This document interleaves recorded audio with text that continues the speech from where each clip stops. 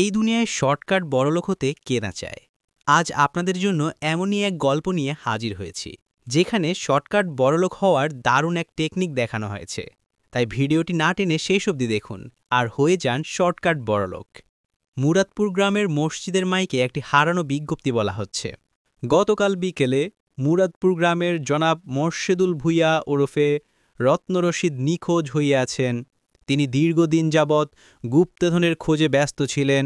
গোলগাল চেহারা, গায়ের রং মাঝামাঝি, বয়স ৬৫ বছর। তাহার পরনে ছিল চেক লুঙ্গি ও সাদা পাঞ্জাবি। কোনো সহৃদয়বান ব্যক্তি তাহার খোঁজ পাইলে মুরাদপুর গ্রামের ভূঁইয়া বাড়িতে যোগাযোগ করার জন্য অনুরোধ করা হইল। সন্ধানদাতাকে বিশেষভাবে পুরস্কৃত করা হইবে। মামুনের বন্ধু তার জন্য অপেক্ষা করছিল। মামুন এসে বলে, মামা আগে প্রিপারেশন কি কিছু নিছস? টুটল বলে, প্রিপারেশন মানে? এইবার যে প্রিপারেশন নিছি, পৃথিবীর এমন কোনো শক্তি নাই আমাদেরকে ফেল করায়। মামুন খুশি হয়ে বলে, কস কি মামা, রাইতে কি জিনবুত সাধনা করছস? তিনজন বাইকে ওঠে, কিন্তু বাইক আর স্টার্ট নেয় না। মামুন বলে, তোরা একটা কুফা, বাইকটা এতক্ষণ ঠিকই চলছিল, তোরা উঠতে গেলেই আর স্টার্ট হয় না। টুটল বলে, আমরা কি উঠছি নাকি? তোর গাড়িতে হয়তো তেল নাই। মামুন বলে যে, গাড়িতে তো তেল আছে মামা, ৩-৪ দিন আগে ১০০ টাকার তেল ভরছি। এভাবে মজা করতে করতে তিনজন চলে যায় পরীক্ষা দিতে। পরীক্ষা শুরু হয়ে গেছে। তিন বন্ধু নিজেদের কাছে থাকা নকল দেখে লেখা শুরু করে দিছে। কিন্তু স্যার মামুনকে সন্দেহ করে বসে এবং বলে যে, বাবা মামুন কি লিখতেছো এত মনোযোগ দিয়ে? মামুন বলে, স্যার উত্তর লিখতেছি, প্রশ্ন সব কমন পড়ছে স্যার, আপনি যা যা পড়াইছেন সব আসছে স্যার। স্যার বলে, তুমি তো আমার ক্লাসই করো না, প্রিপারেশন কিভাবে? দেখি খাতাটা দেখি, দেখি কি লিখছো দেখি একটু। মামুন অনুরোধ করতে থাকে, থাক না স্যার, সময় নাই, লিখতে দেন। স্যার বলে, আমি তোমারে সময় বাড়াই দিব। এই বলে স্যার খাতা নিয়ে পড়া শুরু করে। আমাদের মামুন বিজ্ঞান প্রশ্নের একটা উত্তর লিখছে। আমি উত্তরটা একটু পড়ি। সে লিখছে, বাংলার শেষ স্বাধীন নবাব স্যার আইজাক সিরাজউদ্দৌলা একজন মহান বিজ্ঞানী ছিলেন। তিনি বলেছিলেন প্রতিটি ক্রিয়ার সমান ও বিপরীত প্রতিক্রিয়া আছে।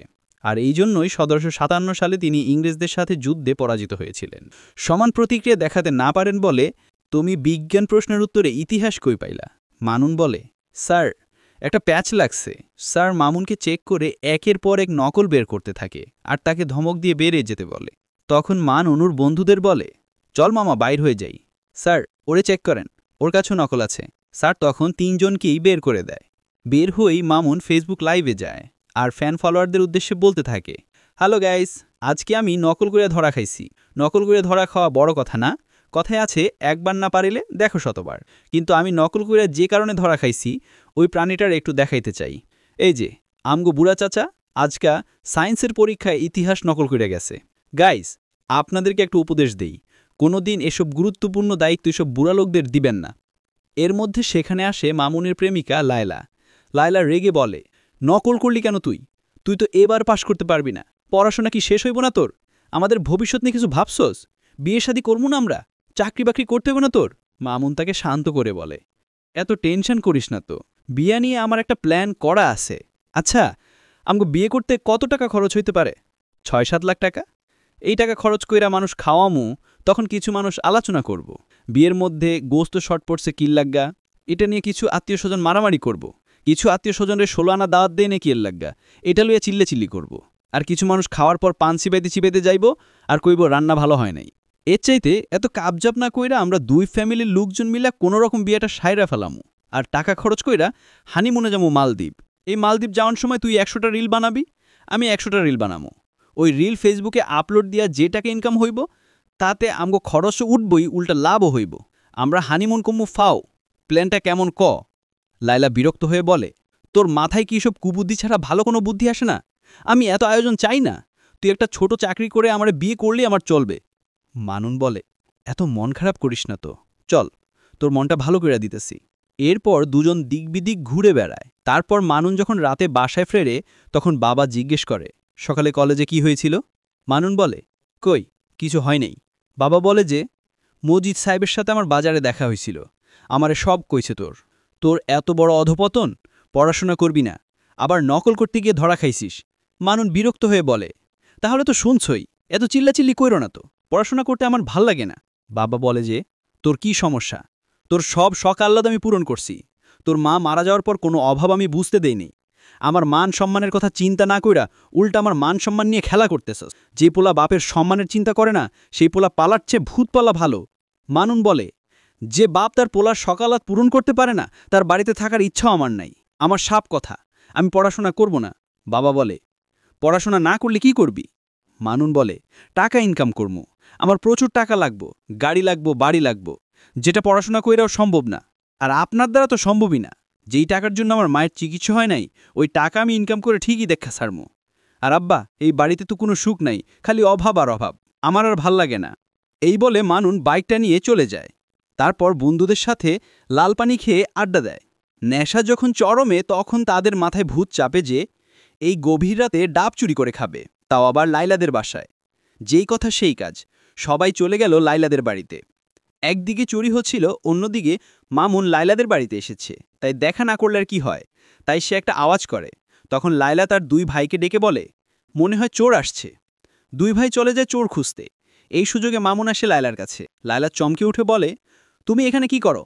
মানুন দুষ্ট হাসি দিয়ে বলে, তোরে দেখতে আইসি। লায়লা বলে, আমারে দেখতে আইসোস নাকি ডাব চুরি করতে আইসোস? মানুন বলে, ডাব চুরি করে খামুকে, শ্বশুরবাড়ির একটা হক আছে না? এরই মধ্যে লায়লা ভাইরা চলে আসে। মামুনরা তাড়াতাড়ি সেখান থেকে কেটে পড়ে। মামুন বাড়ি ফিরে শুয়ে মোবাইলে রিলস ভিডিও দেখতেছিল। তখন তার সামনে একটা ভিডিও আসে যেখানে বলা হচ্ছিল, আপনি কি শর্টকাটে বড়লোক হতে চান?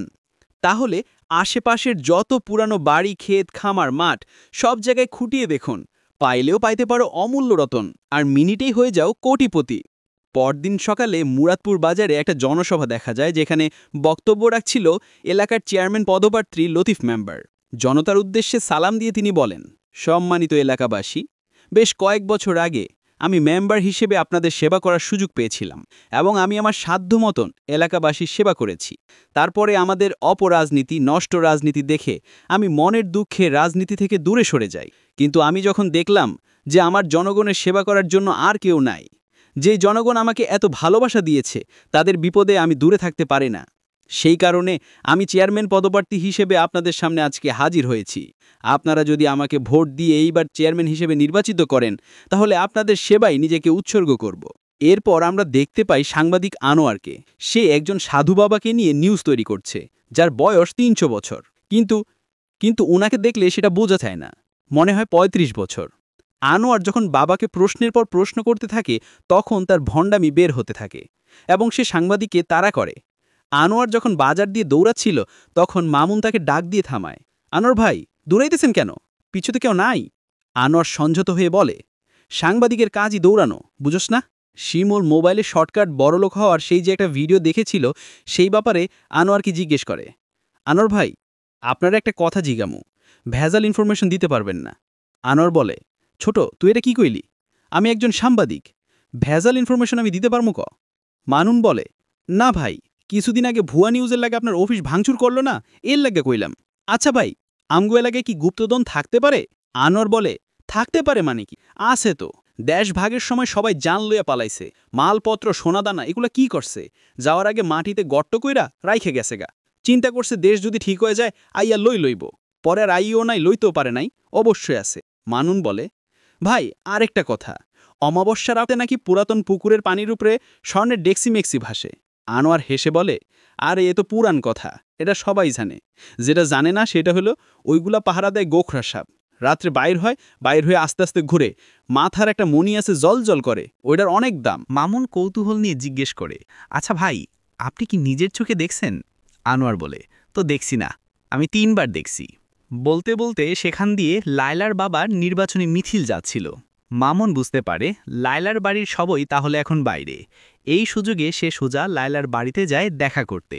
লায়লা বলে যে, তোর সাহস তো কম না, এই ভর দুপুরে আমাদের বাসায় চলে আসছস, কেউ যদি আয়সা তোরে দেখে হাড্ডিগুড্ডি গুঁড়া করে দিবে। মামুন বলে, কেউ আইব না, আমি দেখছি সবাই মিছিলে গেছে, আর তগু বাড়িতে আসলে না আমার যাইতে মন চায় না। জানোস, তুই একটা কাজ কর না, তগু বাড়িতে আমারই ঘরজামাই হিসেবে রাইখা দে। লায়লা বলে, কি কস তুই এগুলা? তোর মাথায় কি এসব বুদ্ধি ছাড়া ভালো কোনো বুদ্ধি আসে না? তোকে কতবার আমি বললাম পড়াশোনাটা শেষ করে ভালো দেখে একটা চাকরি কর, তাইলে তোর কথাটা আব্বারে আমি বলতে পারি। মামুন বিরক্ত হয়ে বলে, পড়াশোনা আমারই দিয়ে হইব না রে, এর চাইতে বরং আমি ঘরজামাই থাকি। বইয়ের মতো ঘরে সব কাজ করলাম, রান্নাবান্না করলাম, ঘরদোর পরিষ্কার করলাম। আমার বদলে তুই চাকরি করলি। চাকরি থেকে ঘরে আসবি, তখন আমি বইয়ের মতো ওড়না দিয়া কমু। অগো শুনছ, ফ্রেশ হয়ে খেতে আসো। লায়লা বলে, আমি কিন্তু ফাইজলামি করতেছি না। আব্বা আমার জন্য পাত্র দেখতেছে, ইলেকশনের পরে বিয়া দিয়ে দিব, তখন আর চাইলেও আমার দেখতে পারবি না। এখন যদি ছোটখাটো একটা চাকরি না করস, আমার বাপ ভাই কেউ তোরে মাইনে নিব না। মামুন বলে, নিব, এর মধ্যে এমন একটা কাজ করমো তোর আব্বার নিজে আইয়া কইব, মামুন আমার মাইয়াটারে বিয়া করো। মামুন আবারও দুষ্টামি করে বলে, আচ্ছা তোর ভাইগুলা দেখতে এইরকম কেন? তোর ভাইগুড়ি দেখলে কিন্তু তোর বাপের পুলা মনে হয় না। বলতে বলতে লায়লার ভাই সেখানে চলে আসে। মামুন তো থতমত হয়ে যায়। লায়লার ভাই বলে, তোর এত বড় সাহস, তুই আমার বাসায় আই আমার বইনের লগে প্রেম করস? এর মধ্যে সেখানে লায়লার বাবা আসে আর মামুনকে ছেড়ে দিতে বলে, কারণ সামনে নির্বাচন, এখন ঝামেলা করা ঠিক হবে না। শিমুল আবারও রিলস দেখছিল, তখন সেই ভিডিওটা আবারও তার সামনে আসে, যেখানে এক জ্যোতিষী বলছিল, হবে না, কিচ্ছু হবে না, তোকে দিয়ে কিচ্ছু হবে না, এখনও ঘুমিয়ে আছিস হতছাড়া, তোর প্রেমিকাও থাকবে না, আর কত সময় নষ্ট করবি? শর্টকাটে বড়লোক হইতে চাইলে এখনই খুঁজে বের কর, গুপ্তধন, সোনা দানা হীরা জোহরত সব, তোর যা আছে তাই নিয়ে বেরিয়ে পড়, যেখানে দেখবি ছাই উড়ায়ে দেখবি তাই। এবার মামুন উঠে পড়ে, পুরনো একটা টাঙ্কি খুলে একটা ম্যাপ আর একটা কয়েন পায়, এবং পরদিন সকালে সেটা বন্ধুদের সেটা দেখায়। এক বন্ধু ম্যাপটা দেখে বলে, মামা এটা দেখে কি মনে হইতেছে জানোস? তোর দাদার এক্স-রে রিপোর্ট মনে হইতেছে। তোর দাদা এসব ম্যাপ দেখা গুপ্তধন খুঁজা পাগল হইছিল, তোর মাথায় এগুলা ভূত ঢুকছে। এইবার মামুন একটা সোনার মোহর দেখায়, যেটা দেখে সবাই অবাক হয়ে যায়। রবিন জিজ্ঞেস করে, এটা কি রে মামা, এটা পাইলে কই তুই মামা? মামুন বলে, সোনার মোহর ম্যাপের লগিয়া ছিল। রবিন খুশি হয়ে বলে, তাইলে তো আমরা কোটিপতি হয়ে গেছি। মামুন বলে, এটা বেচলে 10,000 টাকাও পামু না। কোটিপতি হইতে হইলে মামা পুরা কলসটা লাগবো। আমি শুনছি ব্রিটিশ পিরিয়ডে এই রকম নাকি অনেক গুপ্তধন মাটির নিচে সংরক্ষিত ছিল, কিন্তু একটা সমস্যা আছে, এখানে কেউ যাইতে পারে না। জিনে ভূতে পাহারা দেয়, সাপে পাহারা দেয়। রবিন বলে, সাপের কথা বাদ দেন, জিনভূতের মালে যদি আমরা হাত দেই, আমরা কি বাঁচতে পারমু? মামুন বিরক্ত হয়ে বলে, মানে তোগো মাথায় কি কিছু ঢোকে না? এলাকায় কারেন্ট টাউনের পরে দিনভূত কোনোদিন দেখছস? আর মামা, আমরা যদি গুপ্তধন পাইয়াই যাই, আমি তো এলাকায় থাকুম না, আমি আমেরিকায় যামুগা। রবিন বলে, কিন্তু মামা ঝামেলাটা হইল এই ম্যাপ তো অনেক পুরাতন, এইটা দেখে কেমনে খুঁজে বাইর করবো আমরা? মামুন বলে, মামা আমি এই ম্যাপের লগে গুগল ম্যাপটা মিলাই দেখছি, আঙ্গ খুঁজতে একটু কষ্ট হইব, কিন্তু আমরা তিনজন একনগে থাকলে ঠিকই মামু। রবিন বলে, তাইলে আর দেরি কান, ল যাই। এরপর তারা ম্যাপ দেখে গুপ্তধনের জায়গা খোঁজা শুরু করে। অনেক খোঁজাখুঁজির পর তারা ম্যাপ অনুযায়ী গুপ্তধনের জায়গাটি খুঁজে পায়। টাকলা বন্ধু মামুনকে বলে, রাতের বেলা গুপ্তধন খুঁজব, এখন মাটি খুললে সবাই দেখে ফেলবে। কিন্তু মামুন আর তার আরেক বন্ধু এই কথায় কোনো পাত্তা দেয় না। তারা বলে, শুভ কাজে দেরি করতে নেই। তারপর তারা দিনের বেলাতেই মাটি খোঁড়া শুরু করে। দুইজন মাটি ঘোরে, আরেকজন পাহারা দেয়, যেন কেউ চলে না আসে। হঠাৎ করে জমির মালিক সেখানে এসে জিজ্ঞেস করে, তোমরা আমার জমির মাটি খুঁড়ছ কেন? মামুন ও তার বন্ধুরা নানা উল্টোপাল্টা বোঝানোর চেষ্টা করে, কিন্তু কোনো লাভ হয় না। শেষমেশ তারা স্বীকার করতে বাধ্য হয় যে তারা গুপ্তধনের সন্ধানে জমি খুঁড়ছে।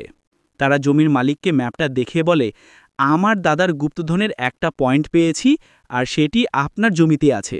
এই কথা শুনে লোভী জমির মালিক রাজি হয়ে যায় এবং বলে, ঠিক আছে, 50-50 শেয়ারে ভাগ হবে। তবে মামুন শর্ত দেয় যে আপনি এই কথাটা কাউকে বলতে পারবেন না।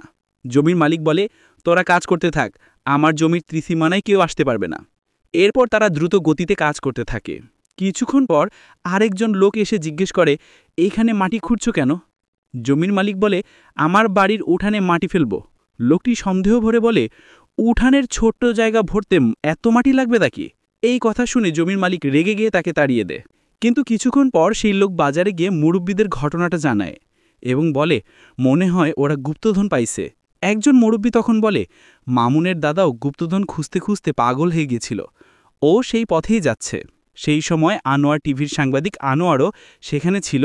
সে জিজ্ঞেস করে, ওরা কিভাবে জানল যে সেখানে গুপ্তধন আছে? লোকটি বলে, ওর দাদার ম্যাপ দেখে পাইছে। এই কথা শুনে আনোয়ার টিভির সাংবাদিক তার বসকে ফোন করে জানায়, আজকে একটা গরম খবর পেয়েছি, এটা ভাইরাল হলে আমার চাকরিটা পার্মানেন্ট করে দিতে হবে। বস বলে, ঠিক আছে, ব্যাপারটা দেখে নিও। এরপর দেখা যায় খবরটা জানাজানি হয়ে গেলে দূর দূরান্ত থেকে মানুষ ভিড় জমায়। কেউ চানাচুর, কেউ ঝালমুড়ি নিয়ে দোকান বসিয়ে ফেলে। এই অবস্থা দেখে মামুন ও তার বন্ধুরা কাজ বন্ধ করে দেয়। তারা অবাক হয়, এত মানুষ জানল কিভাবে? ঠিক তখন আনোয়ার টিভির সাংবাদিক আনোয়ার সেখানে ঘটনাস্থলে আসে এবং নিউজ কাভার করতে চায়। সে মামুনকে জিজ্ঞেস করে, আপনারা কিভাবে জানলেন এখানে গুপ্তধন আছে? কিন্তু মামুন ও তার বন্ধুরা কেউ কথা বলতে চায় না। সবাই ক্যামেরা বন্ধ করতে বলে। জমির মালিক আনোয়ারকে তাড়াতে চাইলেও সে যায় না, বরং সে মামুনের দাদার সেই গুপ্তধনের ম্যাপটা দেখতে চায়। মামুন ও তার বন্ধুরা কিংকর্তব্য বিমূঢ় হয়ে পড়ে। কি বলবে, কি করবে কিছুই বুঝতে পারে না। শেষমেশ বাধ্য হয়ে মামুন জানায়, আমরা একটা গুপ্তধনের সন্ধান পেয়েছি। যদি এটা সত্যি পাই তাহলে নিজেদের প্রয়োজন মিটিয়ে বাকিটা এলাকার উন্নয়নের জন্য বিলিয়ে দেব। এই কথা শুনে গ্রামবাসী খুব খুশি হয়ে এবং হাততালি দিতে থাকে। তাদের এই খবরটি রাতারাতি ভাইরাল হয়ে যায়, আর আনোয়ার টিভির সাংবাদিকও ব্যাপক প্রশংসা পায়। রাতের বেলা দেখা যায় সেখানে জমজমাট অবস্থা, একদম মেলা বসে গেছে। চারিদিকে মানুষ আর মানুষ, দোকানপাটে ভরে গেছে পুরো এলাকা। একটু দূরেই গান বাজনার আয়োজন করা হয়েছে। দূর দূরান্ত থেকে গ্রামবাসী এসেছে গুপ্তধন খোঁজার দৃশ্য দেখতে। এই অবস্থা দেখে মামুনের বন্ধু বলে, তোকে বলছিলাম কাজটা দিনের বেলা না করে রাতের বেলায় করিস, তাইলে এত জানাজানি হইতো না। তখন মামুন বলে, এত কিছু হয়ে যাবে এটা তো ভাবিনি। এরপর মামুন বলে, আমার মাথায় একটা বুদ্ধি এসেছে। আমরা যা পাই আগে তিনজন নিজেদের পকেটে ঢুকাবো, তারপর যা বিলাতে হবে বিলায় দেব। এক বন্ধু বলে, এই টাকা দিয়ে আমরা আমেরিকা যাইতে পারবো নাকি? মামুন হেসে বলে, যেটা পাইতোসস সেইটাই অনেক, একটু পর সেইটাও পাইবি না। এরপর তারা আবার মাটি খোঁড়া শুরু করে। সাংবাদিকরাও সেখানে লাইভ টেলিকাস্ট শুরু করে। এদিকে বাজারে মামুনের বাবাকে লায়লার বাবা জানায়, আপনার ছেলে আমার মেয়েকে পছন্দ করে। দুজন দুজনকে যেহেতু পছন্দ করে, মাঝখানে আমি বাধা দেওয়ার কে? তাই ঠিক করেছি সামনের মাসের ২২ তারিখে ওদের বিয়ে দিয়ে দিব। আপনার দাওয়াত রইল।